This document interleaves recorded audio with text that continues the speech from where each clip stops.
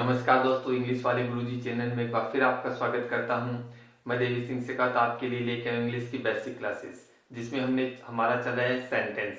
और सेंटेंस में हम पढ़ रहे हैं प्रेडिकेट यानी वर्ब, और वर्ब में हम आज पढ़ रहे हैं आज पढ़ेंगे हम इंट्रांजिटिव वर्ब के बारे में।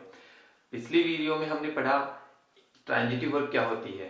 ट्रांजिटिव वर्ब के बारे में मैंने बड़ी डिटेल से आपको समझाया कि जिसमें व्हाट और होम से अगर कोई प्रश्न बनता है और उसका आंसर मिल रहा है तो वो क्या होती है, वो वर्ब हमेशा ट्रांजिटिवली यूज हो रही है, या जिसमें ऑब्जेक्ट डायरेक्ट ऑब्जेक्ट उसमें आता है, या जो वर्ब डायरेक्ट ऑब्जेक्ट लेती है उसको क्या कहते हैं, ट्रांजिटिव वर्ब कहते हैं। और ट्रांजिटिव वर्ब यूज होती है, ट्रांजिटिव वर्ब हमेशा ट्रांजिटिवली यूज होती है, ये नहीं कि ट्रांजिटिव वर्ब इंट्रांजिटिव नहीं हो सकती। तो आज हम इसी के बारे में पहले चर्चा करेंगे कि इंट्रांजिटिव वर्ब क्या होती है। इंट्रांजिटिव वर्ब वो होती है जो क्या करती है, अकर्मक होती है। अकर्मक मतलब जिसमें कर्म की आवश्यकता नहीं होती, जिसमें ऑब्जेक्ट की आवश्यकता नहीं होती है, वो बिना ऑब्जेक्ट के भी सेंटेंस को कंप्लीट कर सकती है, या उसमें सेंटेंस बिना ऑब्जेक्ट के कंप्लीट होता है। वो ऐसी वर्ब्स क्या कहलाती है, इंट्रांजिटिव वर्ब कहलाती है, जिसमें अकर्मक यानी अकर्मक क्रियाएं, हिंदी में बोले तो अकर्मक क्रिया कहते हैं उसको। तो वर्ब हमेशा एक ही वर्ब ट्रांजिटिवली भी यूज होती है, एक ही वर्ब इंट्रांजिटिवली भी, सेम वर्ब ट्रांजिटिवली और इंट्रांजिटिवली दोनों तरीके से यूज की जा सकती है। इसलिए हम आज कुछ वर्ब ऐसी होती है जो ट्रांजिटिव तो होती है बट वो इंट्रांजिटिव तो होती है, इंट्रांजिटिवली यूज नहीं होती। कुछ वर्ब क्या होती है, इंट्रांजिटिव हो सकती है लेकिन वो ट्रांजिटिव नहीं हो सकती। बाकी की ज्यादातर वर्ब को हम क्या कर सकते हैं, ट्रांजिटिव और इंट्रांजिटिव, बस डिपेंड करता है कि उसमें जो सेंटेंस है वो बिना ऑब्जेक्ट के होना चाहिए, तो वो इंट्रांजिटिव हो गया। अगर उसमें वर्ब ऑब्जेक्ट ले रही है तो वो ट्रांजिटिव हो गया। तो आज हम इंट्रांजिटिव वर्ब के बारे में बात करेंगे, जिससे हम एग्जाम्पल से समझेंगे सबसे पहले, क्योंकि एग्जाम्पल्स बहुत जरूरी है किसी भी इंट्रांजिटिव वर्ब या ट्रांजिटिव वर्ब को समझने के लिए। तो आपको कॉन्सेप्ट समझ में आना चाहिए। देखिए मैंने कुछ एग्जांपल्स यहां लिखे हैं बोर्ड पे। He reads in Jaipur, birds fly in the sky, he is going to school, they are running in the ground and she walks in the morning. यानी ये 5 एग्जांपल्स हैं जिसमें मैं आपको समझाऊंगा कि ये इंट्रांजिटिव वर्ब कैसे है। तो देखिए आपको बिल्कुल क्लियर, अगर ट्रांजिटिव समझ में आ गया, आपको ट्रांजिटिव वर्ब अगर आपको बिल्कुल समझ में आ गई तो इंट्रांजिटिव को समझने में कहीं पर दिक्कत नहीं आएगी। ट्रांजिटिव का मतलब जो वर्ब ऑब्जेक्ट के साथ कंप्लीट करके सेंटेंस को, वो वर्ब क्या कहलाती है, ट्रांजिटिव। और जो वर्ब ऑब्जेक्ट के बिना ही सेंटेंस को कंप्लीट कर रही है तो वो वर्ब क्या कहलाएगी, इंट्रांजिटिवली वर्ब यूज होगी या इंट्रांजिटिव वर्ब होगी। इस सेंटेंस में पहला उदाहरण देखते हैं हम, examples. He reads in the Jaipur. अब ये देखिए मैंने एक उदाहरण पिछले वीडियो में ट्रांजिटिव में रीड्स का दिया था, he reads a book, लेकिन अब यहाँ पे देखिए क्या आ रहा है, he reads in जयपुर। वह कहाँ पढ़ता है, जयपुर में पढ़ता है। तो देखिए कंप्लीट हो रहा है ना सेंटेंस, और इसमें ऑब्जेक्ट नहीं हो रहा है, इसमें इस वर्ब में ऑब्जेक्ट की आवश्यकता नहीं पड़ रही है ना, फिर भी कंप्लीट हो रहा है सेंटेंस। और उसी सेंटेंस में पिछले में हमने ट्रांजिटिव में देखा कि उसको ऑब्जेक्ट की आवश्यकता पड़ रही थी, और इससे कोई प्रश्न, वह जयपुर में पढ़ता है, क्या पढ़ता है, वह जयपुर में पढ़ता है। तो इसमें देखिए कंप्लीट हो रहा है, इसमें ऐसे प्रश्न नहीं बन रहा, वह क्या पढ़ता है, इसमें वह जयपुर में पढ़ता है, इससे कोई प्रश्न बन रहा है क्या, इसमें वह क्या पढ़ता है, नहीं, इसमें देखिए वह जयपुर में पढ़ता है। यानी इसका मतलब ये हो गया इंट्रांजिटिव। यही वर्ब क्या हो गई, ट्रांजिटिव से इंट्रांजिटिव, इंट्रांजिटिवली यूज हो रही है ना, इसको ऑब्जेक्ट, इस वर्ब को ऑब्जेक्ट की आवश्यकता नहीं पड़ी, यानी बिना ऑब्जेक्ट के भी ये कंप्लीट कर रही है सेंटेंस को। ठीक है, दूसरा देखिए, birds fly in the sky. अब उसमें देखिए पिछले उदाहरण में हमने क्या समझा था, मैं इसका अलग से एक वीडियो बनाऊंगा, लेकिन अभी आप ध्यान दीजिए, birds fly in the sky, पक्षी आकाश में उड़ते हैं। अब ये देखिए कंप्लीट हो रहा सेंटेंस, और इस वर्ब को क्या हुआ, ऑब्जेक्ट की आवश्यकता नहीं पड़ी, ये बिना ऑब्जेक्ट के है, इसमें किसी भी प्रकार का डायरेक्ट ऑब्जेक्ट हमने यूज नहीं किया है, यह इस सेंटेंस में नहीं हुआ है। तो इसका मतलब ये भी क्या हो गई, इंट्रांजिटिव वर्ब हुई नहीं हुई, हुई कि नहीं हुई? बिल्कुल बन गया ना। और इस सेंटेंस में प्रश्न नहीं बनता है व्हाट से होम से। अगर इस सेंटेंस के अनुसार प्रश्न बनाए, इसका आंसर मिल जाएगा क्या इससे? इन द स्काई, क्या से या होम से? नहीं मिलेगा ना। तो इसका मतलब ये क्या हो गई? इंट्रांजिटिवली यूज हो रही है ये वर्ब। अब देखिए, he is going to school, he is going to school. अब देखिए गोइंग आ रहा है इसमें। कुछ वर्ब ऐसी होती है जिसको हम ट्रांजिटिव नहीं बना सकते, इसको बना सकते हैं, इसको बना सकते हैं, यानी रीड को बना सकते हैं, फ्लाई को बना सकते हैं, लेकिन ये नहीं होगी यूज, ये इंट्रांजिटिवली ही यूज होगी। तो ये देखिए, he is going to school, going यानी इसको आवश्यकता नहीं बन रही और ना ही इससे कोई प्रश्न बन रहा व्हाट से और होम से। वह क्या जा रहा है? बनता है क्या ऐसा कोई प्रश्न? वह क्या जा रहा है या वह किसको जा रहा है? इससे कोई प्रश्न नहीं बनता, ना इससे कोई आंसर निकले, प्रश्न बनेगा नहीं तो आंसर कहां से निकलेगा? तो ठीक है, तो इसका मतलब ये कौन सी यूज हो रही है? इंट्रांजिटिवली यूज हो रही है। क्या हो रही है? इंट्रांजिटिव, है ना, इंट्रांजिटिव वर्ब यूज हो रही है।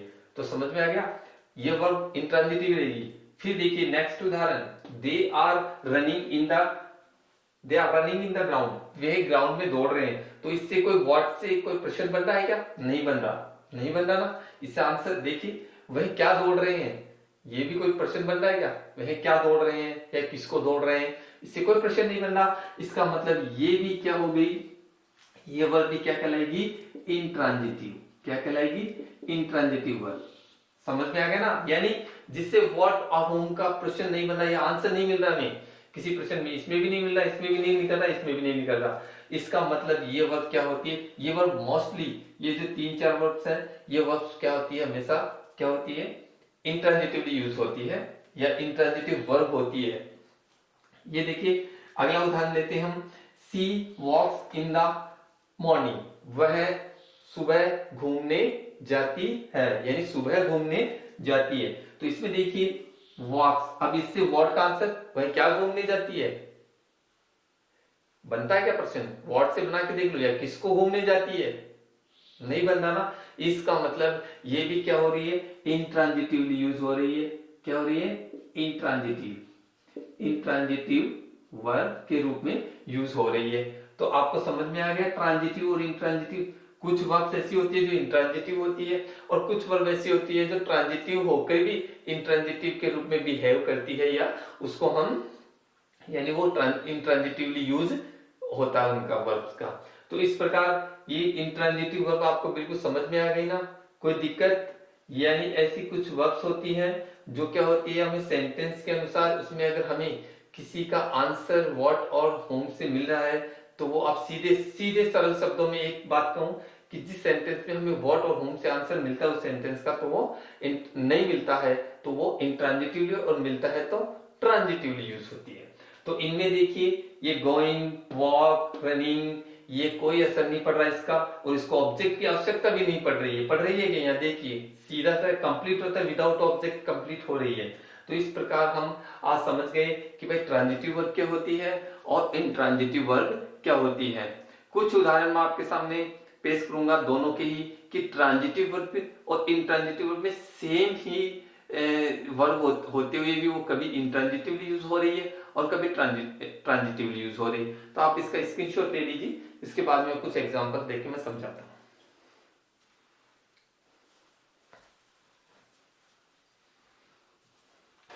हाँ, अब हम बात करेंगे ट्रांजिटिव और इंट्रांजिटिव दोनों ही सेंटेंस हम के कुछ उदाहरण ले लेते हैं, जिससे आपको स्पष्ट हो जाएगा या क्लियर हो जाएगा कि आप कि भाई कहाँ ट्रांजिटिव वर्ब हुई है और ये कहाँ पे यूज हुई है इंट्रांजिटिवली।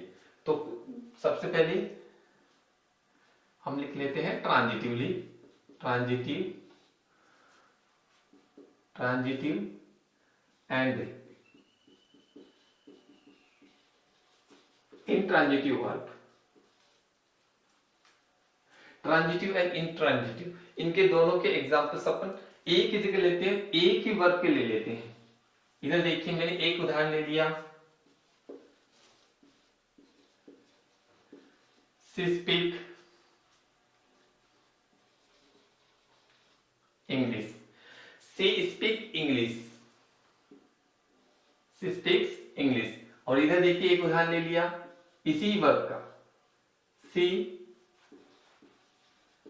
Speak loudly. दोनों उदाहरण ले लिए। अब इसमें समझने की कोशिश कीजिए। She speaks English, she speaks English, ये वर्ब है अपने पास, वर्ब है और ये सब्जेक्ट है। अब इस वर्ब से व्हाट या हुम का आंसर मिल रहा है। व्हाट या हुम से प्रश्न बन रहा है। वह क्या बोलती है, वह क्या बोलती है, बिल्कुल समझ में आ गया। इसका मतलब ये क्या ले रही है, क्या से प्रश्न बन रहा है और इसका आंसर भी हमें मिल रहा है। वह क्या ले रही, क्या वह क्या बोलती है, इंग्लिश। क्या बोलती है, इंग्लिश। यानी यहाँ पे ऑब्जेक्ट की, तो ये किस प्रकार यूज हुई है, ट्रांजिटिवली यूज हुई है। ये वर्ब क्या यूज हुई है, इसका यूज कैसे हुआ, ट्रांजिटिवली। क्या हुआ है, ट्रांजिटिवली, ट्रांजिटिवली इसका यूज हुआ है। तो ये ट्रांजिटिव वर्ब हो गई।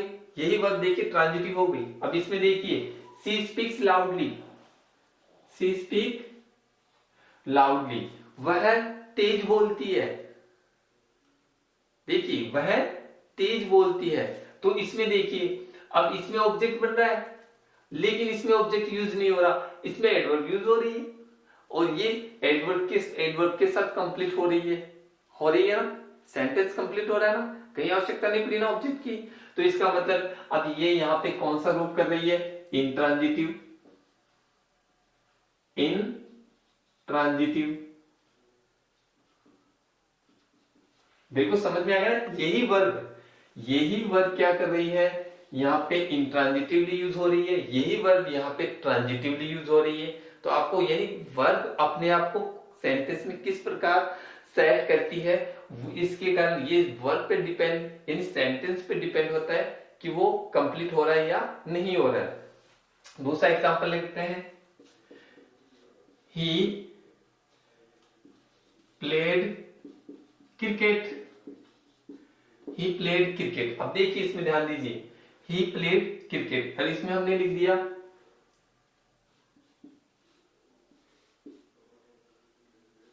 he played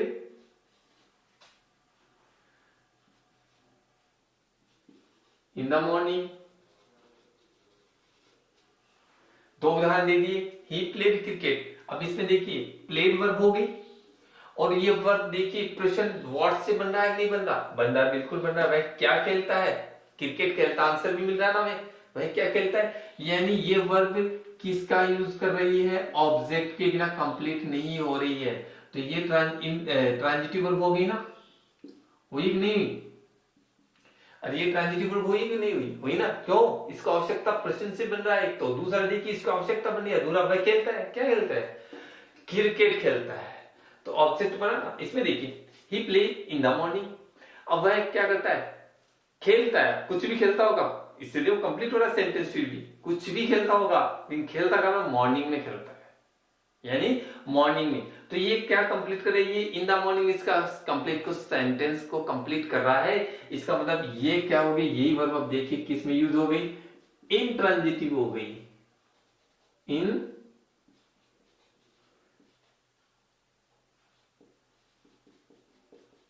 इंट्रांजिटिवली यूज हो गई। समझ में आ गया ना। यानी सेम वर्ब है, लेकिन फर्क देखिए, इसमें प्रश्न बन रहा है और इसमें क्या हो रहा है कि इसमें बिना ऑब्जेक्ट के भी कंप्लीट हो रहा है सेंटेंस। समझ में आया। चलिए एक उदाहरण और ले लेते हैं।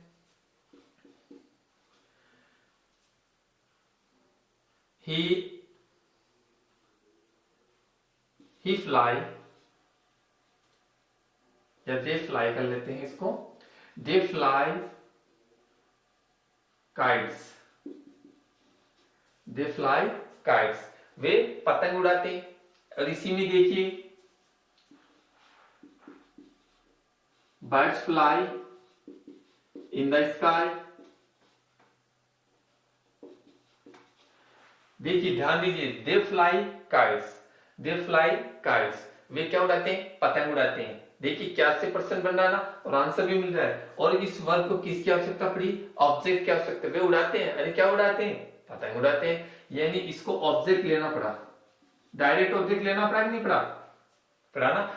और ये अगर ऑब्जेक्ट ले रही है तो ट्रांजिटिव होगी ना, ट्रांजिटिव वर्ब होगी। और ये देखिए birds fly in the sky, birds fly in the sky, पक्षी उड़ रहे हैं आकाश में, इसको ऑब्जेक्ट की आवश्यकता नहीं पड़ रही है, नहीं पड़ रही ना। तो इसका मतलब अब यही वर्ब सेम है और यही वर्ब सेम है, इसमें ऑब्जेक्ट ले रही है, इसमें ऑब्जेक्ट नहीं ले रही। इसका मतलब ये क्या हो गया, इंट्रांजिटिवली यूज हो रही है ना,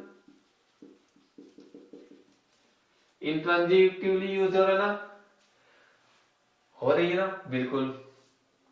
अब देखिए हम बात करेंगे, अब हम बात करेंगे एक एग्जांपल और ले लेते हैं।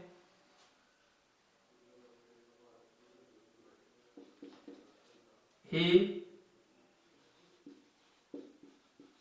broke the glass, उसने शीशे को तोड़ा, उसने शीशे को तोड़ा। ये देखिए ब्रॉक यानी ये वर्ब हो गई, और ये वर्ब क्या कर रही है, किसको, यानी ये वर्ब किसके किसके बिना कंप्लीट, उसने तोड़ा। अरे क्या तोड़ा, यानी व्हाट से आंसर प्रश्न बन रहा है और या होम से आंसर, तो किसको तोड़ा या क्या तोड़ा, दोनों से प्रश्न बन रहा है और आंसर मिल रहा है। यानी इस वर्ब को किसकी आवश्यकता पड़ी, ऑब्जेक्ट की आवश्यकता पड़ी ना, पड़ी नहीं पड़ी, यानी इट रिक्वायर्ड ऑब्जेक्ट। तो इसका मतलब हो गया कि ये क्या कहलाएगी, ट्रांजिटिव वर्ब क्या कहलाएगी। और अब इसी को देखिए, द ग्लास ब्रॉक,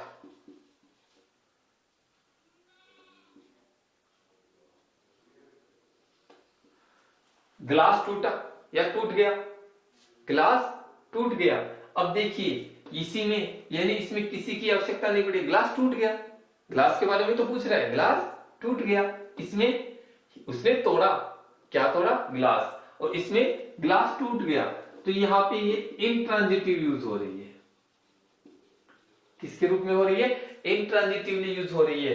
तो एक ही वर्ब देखिए, सेम वर्ब कहां कहां यूज हो रही है, सेम वर्ब कहां कहां यूज हो रही है। ये आपको मैंने कुछ एग्जांपल्स देके समझाए हैं कि किस प्रकार से हम ट्रांजिटिव को, एक ही वर्ब को ट्रांजिटिवली भी यूज कर सकते हैं और इंट्रांजिटिवली। इसलिए कोई भी वर्ब ट्रांजिटिव वर्ब नहीं होती, इंट्रांजिटिव नहीं होती, उसका यूज होता है ट्रांजिटिवली। ये कहना सही रहेगा कि वर्ब का यूज ट्रांजिटिवली हो रहा है, ना कि ट्रांजिटिव वर्ब है, या वर्ब का यूज इंट्रांजिटिवली हो रहा है, ना कि वो इंट्रांजिटिव वर्ब है। तो आज आपको स्पष्ट समझ में आ गया, मेरे हिसाब से बिल्कुल क्लियर हो जाना चाहिए। जो भी आपके ये कॉन्सेप्ट है वो बिल्कुल क्लियर हो गया होगा कि ट्रांजिटिव वर्ब किसको कहते हैं और इंट्रांजिटिव वर्ब किसको कहते हैं। अब हम पढ़ेंगे नेक्स्ट वीडियो में फाइनाइट और इनफाइनाइट, जो बहुत ही महत्वपूर्ण वर्ब है। अगला टॉपिक है, बहुत ही इंपॉर्टेंट टॉपिक है। आप बिल्कुल तैयारी करके, इससे पहले आप इसको बिल्कुल कंठस्थ कर लीजिए कि आपको बिल्कुल समझ में आए, बिल्कुल इसको माइंड कर लीजिए कि आप कभी दोबारा ना भूलिए, क्योंकि मैंने बड़े उदाहरण देके और कॉन्सेप्ट से समझाने की कोशिश की है। और अब हम नेक्स्ट वीडियो में पढ़ेंगे। तब तक के लिए नमस्कार। और हाँ, सभी दोस्तों से निवेदन है कि मेरे वीडियो को आगे से आप अपने दोस्तों को शेयर करें। और अगर आपको मेरा वीडियो पसंद आया, आपको वास्तव में समझ में आ रहा है कि मेरी कुछ चीजें समझ में आ रही है या मैं कुछ समझा रहा हूँ, वो इंग्लिश के वास्तव में कुछ महत्वपूर्ण टॉपिक्स हैं जिनको हमें समझना बहुत जरूरी है। इनका बेसिक नहीं समझेंगे, इंग्लिश का कोई महत्व नहीं है जब तक बेसिक क्लियर नहीं होगा, कॉन्सेप्ट क्लियर नहीं होगा, हमें कुछ भी, हम आगे नहीं बढ़ सकते इंग्लिश में। और ग्रामेटिकली तो बहुत इंपॉर्टेंट है। अगर आप कंपटीशन एग्जाम में जा रहे हैं और कंपटीशन के एग्जाम्स दे रहे हैं तो वहां पर ग्रामेटिकली हमें ये चीजें सीखनी बहुत ही आवश्यक है, इट इज मस्ट। अगर हम कंपटीशन कर रहे हैं किसी चीज के लिए तो आपको इंग्लिश का तो बहुत ही ज्ञान होना बहुत जरूरी है। आज के हर जगह इंग्लिश यूज हो रही है। आप देखिए हिंदी से ज्यादा आजकल इंग्लिश की डिमांड हो रही है। मैं ये नहीं कह रहा कि हिंदी की डिमांड नहीं हो रही, लेकिन इंग्लिश की भी उतनी डिमांड है जितनी हिंदी की डिमांड है। तो आप प्लीज मेरे वीडियो को ज्यादा से ज्यादा अपने लोगों के साथ शेयर करें, दोस्तों के साथ, भाई बहनों के साथ, जो भी कंपटीशन के एग्जाम्स ले रहे हैं। हाँ, अगर आपको कुछ सीखना हो तो मेरे कमेंट डालें बॉक्स में, मैं कोशिश करूंगा आपको और बढ़िया समझाने की। तब तक के लिए धन्यवाद।